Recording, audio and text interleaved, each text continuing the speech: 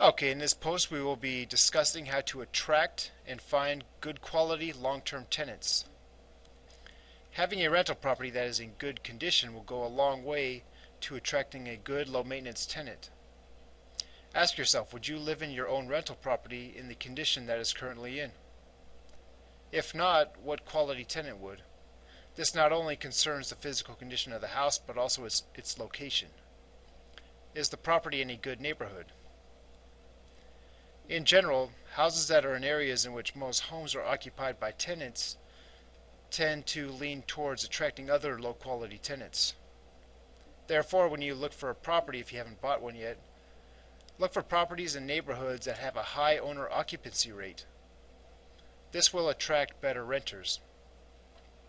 Also, avoid buying a house on a busy street. Make sure the area is fairly quiet and that neighbors' properties are in good condition and well maintained. If a next door neighbor doesn't mow the lawn and has old rusty beat up cars on the street, then the houses around it will be less attractive no matter how well they're kept up. Once again, find a property that you'd be comfortable living in yourself. How well have you been taking care of the property if you have it already? How well is the landscaping maintained? If there's a problem, does it get fixed right away? And if it's something that happens especially if it's something that happens from normal wear and tear. This does not include things in which the tenant is responsible for or things in which he or she broke. Many tenants are, in fact, irresponsible and negligent. Fortunately, it's easy to tell the difference. People that aren't responsible simply will have problems more often. If there's something to repair every time you turn around, the problem is probably not the property. Now, we all want tenants who seldom call and always pay on time. Of course, there are many in which will call hoping you'll fix something that was their own fault, such as losing the garage door opener. A tenant with a good character will admit when the problem is his or her own mistake. Better yet, he or she will simply take care of things without even contacting you. If you do already own a property and it's not in the best location, it's an absolute must that you screen prospective tenants very carefully.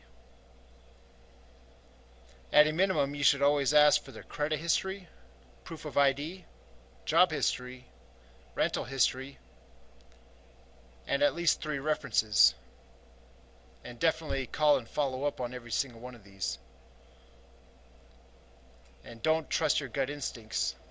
This will improve the likelihood that you'll find a good tenant who has the capacity to pay and that he or she is employed with good credit. A tenant that moves frequently should also be a red flag.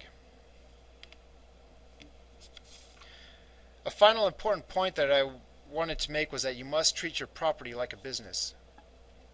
Even though you wish to be fair, you must always remain firm. Many tenants will beg for favors or for you to give them a break and that they'll pay next week or pay later. Do not give in to this. This is because if the tenant starts to see you as being soft, he or she is more likely to take advantage of you in the future. If a tenant is late, just simply send them an eviction notice, but make sure you're in compliance with your local laws.